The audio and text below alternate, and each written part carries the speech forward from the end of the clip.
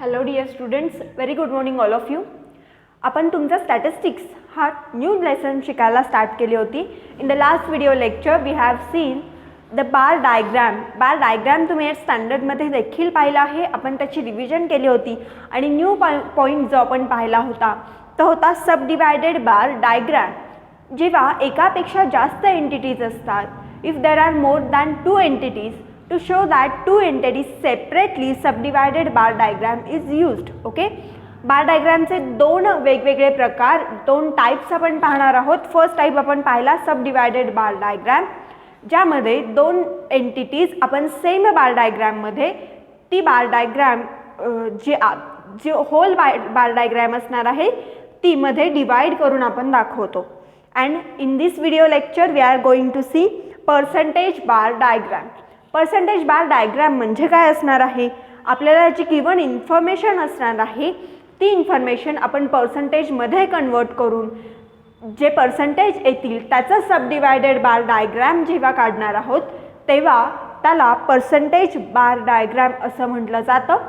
या बार डायग्राममध्ये सुद्धा आपण 2 एंटिटीज दाखवू शकतो. ओके, आपण सब डिवायडेड बार डायग्राम काढणार आहे. फक्त जी इन्फॉर्मेशन यूज करणार आहे ती आपण टोटल इन्फॉर्मेशन इथे यूज करत होतो, पण जेव्हा आपण पर्सेंटेज बार डायग्राम काढणार आहे तेव्हा आपण पर्सेंटेज तिथे वापरणार आहोत. म्हणजे हायेस्ट स्केल असणार आहे ते असणार आहे 100, कारण पर्सेंटेज आपण 100 आउट ऑफ कॅल्क्युलेट करतो. So see percentage bar diagram.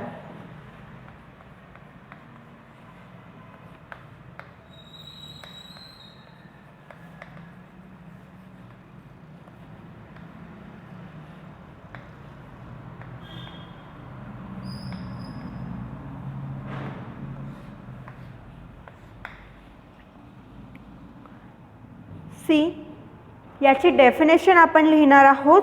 To compare the given equation, to compare the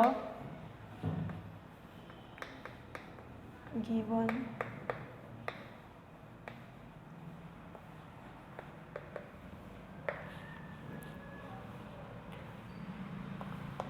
compare the given information, it is converted into percentage.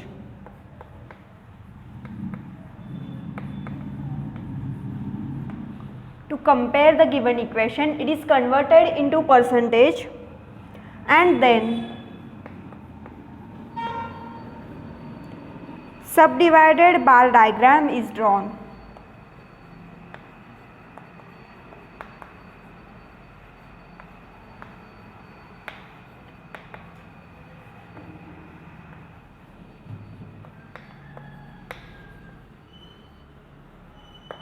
Subdivided bar diagram is drawn, is known as,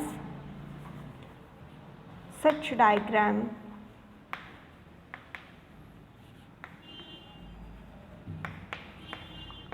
is known as percentage bar diagram.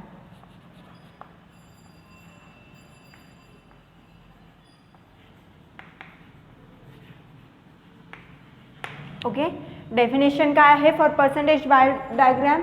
To compare the given information, it is converted into percentage and then subdivided bar diagram is drawn. Such diagram is known as percentage bar diagram. आपल्याला जी information आपण या आधी जे example पाहिलं होतं तेच example पाहणार आहे, सो दॅट काहीही कन्फ्युजन न होता यू विल अंडरस्टँड दॅट. आपल्याला दिलं होतं year, production of wheat, production of जवार, अँड देन आपण फॉर सबडिवायडेड बार डायग्राम टोटल त्याची लिहिली होती. इथे पुढे अजून एक कॉलम होणार आहे, तो असणार आहे पर्सेंटेजचा, आणि ती इन्फॉर्मेशन यूज करून आपण सबडिवायडेड बार डायग्राम काढणार आहोत. त्याआधी write down the definition, then we will move towards how to convert the information in the percentage and then into subdivided bar diagram. Write down.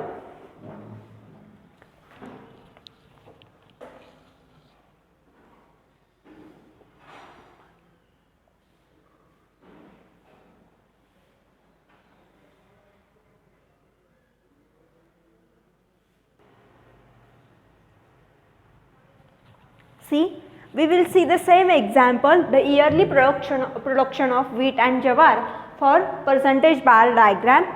इथे एक कॉलम फक्त एक्स्ट्रा असणार आहे. we will write year, then production of wheat, I will just write wheat, then jawar,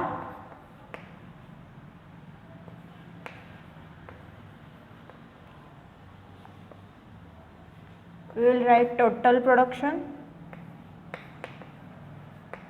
and then percentage.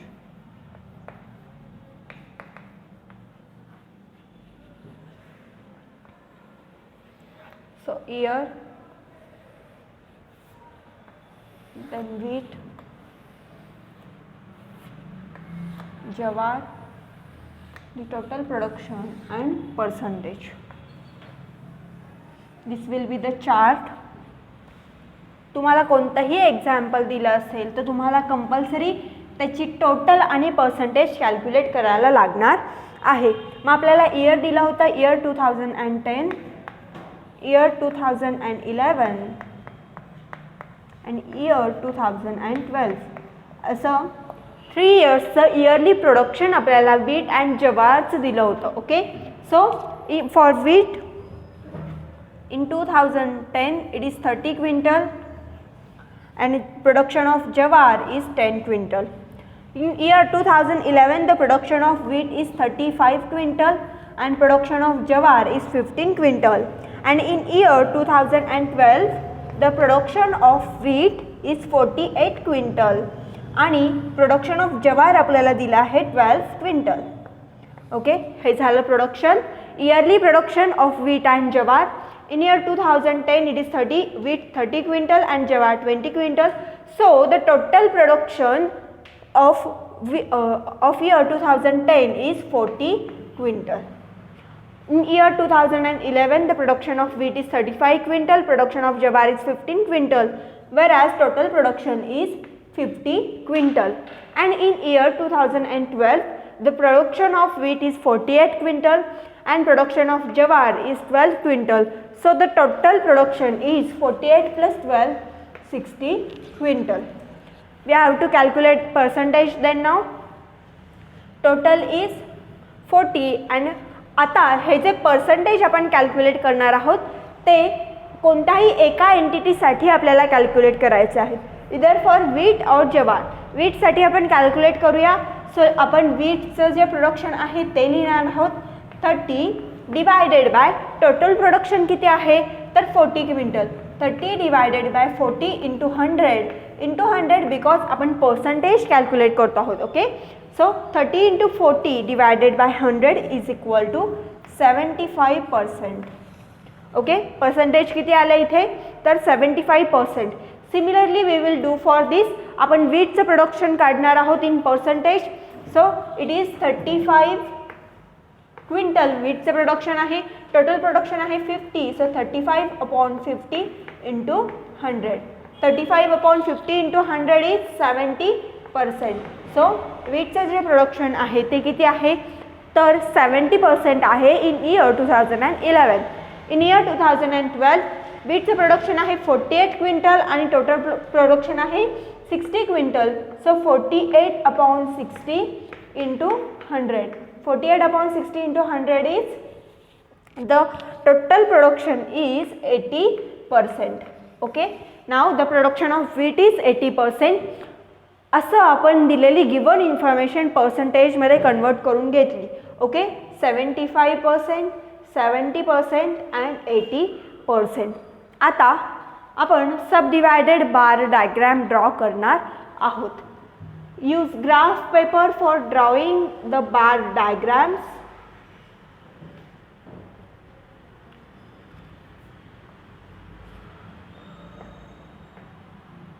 Here it is 0, this is x axis, this is y axis, this is y dash and this is x dash. Now इथे जे असणार आहे on y axis it is year. Okay, मग year आपल्याला सांगितलं आहे 2010, 2011 and 2012. These are the years. आता आपल्याला काय करायचं आहे तर वाय ॲक्सिसला प्रोडक्शन लिहायचं आहे. Okay, on Y axis it is production. So आता इथे स्केल आपण घेणार काय तर स्केल इथे जे असणार आहे ते for percentage bar diagram on Y axis 2 centimetre is equal to 10 quintal असं स्केल आपण घेऊया. Scale on Y axis 2 centimetre is equal to 10 quintal. Okay, so इथे मी जेव्हा बोर्डवर काढते तेव्हा 2 सेंटीमीटर मी मोजून काढत नाही आहे. तुमच्याकडे ग्राफ पेपर आहे, you will use the graph paper and you will draw it. So मी अंदाजे काढते, तुम्ही ग्राफ पेपरवर काढू शकता प्रॉपर स्केल घेऊन. I will write 20, 30, 10, 20, 30, 40, 50, 60, 70, 80, 90 and 100. Okay, 10, 20, 30, 40, 50, 60, 70, 80, 90 आणि 100.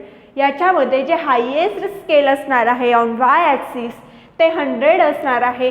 का तर इथे आपण पर्सेंटेज लिहिणार आहोत आणि पर्सेंटेज नेहमी 100 आउट ऑफ असतात. ओके, 101, 102 असे पर्सेंटेज नसतात, 100 आउट ऑफ पर्सेंटेज असतात. म्हणून वाय ॲक्सिसवर जे हायेस्ट स्केल असणार आहे ते असणार आहे 100. Now we will write for year 2010, 2011 and 2012. या सगळ्या इयर्ससाठी आपण बार डायग्राम काढणार आहोत. ठीक आहे, so how we will draw the bar diagram. जे बार डायग्राम असणार आहे हा टोटली 100% असणार आहे.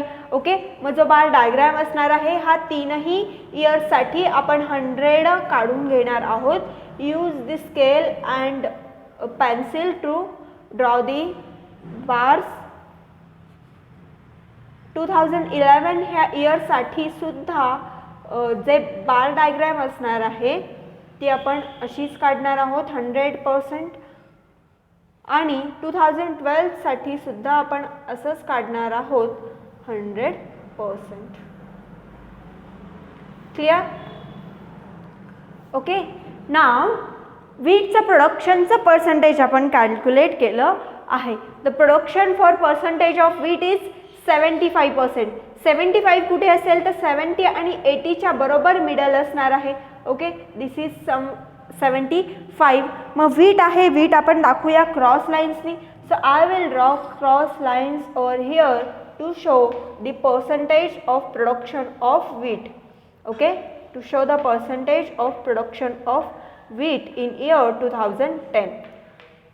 आता जर तुम्हाला फक्त सबडिवायडेड बार डायग्राम दाखवली आणि तुम्हाला विचारलं what is the production of wheat in year 2010, you can tell it is 75%. Okay, आणि उरलेलं जे प्रोडक्शन असणार आहे 75 म्हणजे उरलेलं जे 25% प्रोडक्शन असणार आहे ते इयर 2010 मध्ये कशाचं झालं तर जवारचं प्रोडक्शन झालं आहे जे आपण डॉट्सने शो करतोय. Okay, so this is production of जवार. अल्टिमेटली जे उरलेले पर्सेंटेज असणार आहेत 100 मधले ते प्रोडक्शन ऑफ जवार असणार आहेत कारण आपण वीटसाठी जे पर्सेंटेज आहेत ते कॅल्क्युलेट केले आहेत. Now for the next one, for the production of wheat in year 2011 it is 70%. How much it is? It is 70%. So we will draw line over here. It is 70%. wheat चे production आपण दाखवतो आहे cross लाईन्सनी. So we will draw cross lines over here.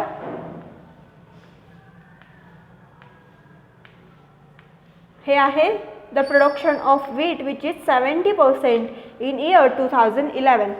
जर वीटचं production 70% आहे तर उरलेलं जे production असणार आहे आउट ऑफ 100% ते जवारचं असणार आहे. वीट 70% आहे, ऑब्वियसली जवारचं प्रोडक्शन जे असणार आहे ते 30% असणार आहे. जवारचं प्रोडक्शन आपण डॉट्सने शो करतोय. So we will draw dots over here in remaining 30% in year 2011.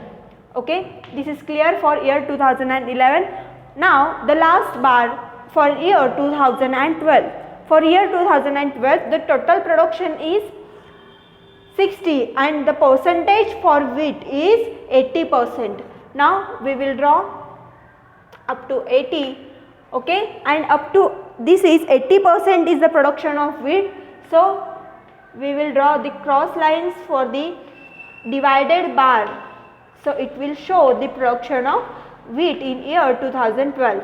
In year 2012 the production of wheat is 80%. मग रिमेनिंग जे 20% असणार आहे आउट ऑफ 100% ते प्रोडक्शन कशाचं असणार आहे? तर ऑब्वियसली ते प्रोडक्शन जवारचं असणार आहे.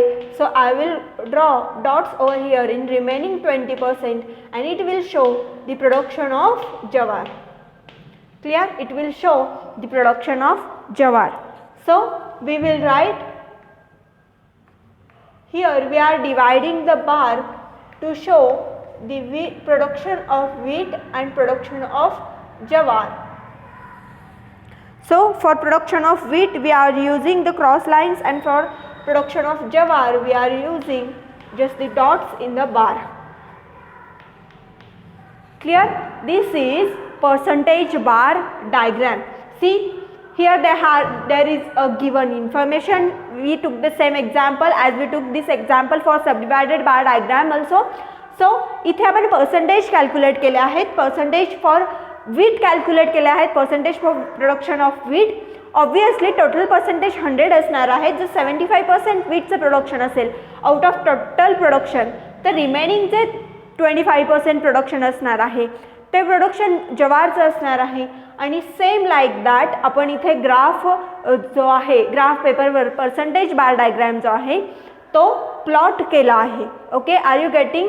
इथे जे आपल्याला जे काही गिवन इन्फॉर्मेशन आहे ती आपल्याला पर्सेंटेजमध्ये कन्वर्ट करायची आहे आणि पर्सेंटेजमध्ये कन्वर्ट केलेली इन्फॉर्मेशनचा आपल्याला सबडिवायडेड बार डायग्राम काढायची आहे.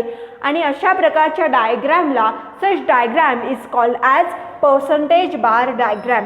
इथे तुम्हाला पर्सेंटेज एकाच एंटिटीचे कॅल्क्युलेट करायचे आहेत. ओके, इथे तुम्हाला दोन एंटिटीज दिल्या जातील, जसं की इथं वीट आणि जवार अशा दोन एंटिटीज दिल्या आहेत. या दोन्ही एंटिटीजपैकी एकाच एंटिटीसाठी तुम्ही पर्सेंटेज कॅल्क्युलेट करणार आहात. कसे करणार? तर त्या एंटिटीचं जे काही तुम्हाला गिवन इन्फॉर्मेशन असेल, ज्या व्हॅल्यूज असतील, न्यूमरिकल्स असतील, ते टोटल जे काही असणार आहे त्याच्यासोबत तुम्ही डिवाइड करणार आहात, इंटू 100 करणार आहात. You will get the percentage. यावर बेस्ट एक्झाम्पल्स आपण तुमच्या प्रॅक्टिस सेट 7.1 मध्ये पाहणार आहोत. What you will do today? You will write this chart and you will draw such percentage bar diagram. Compulsory use the graph paper for drawing the percentage bar diagram. Okay, so we will stop here today only. Thank you. Keep studying.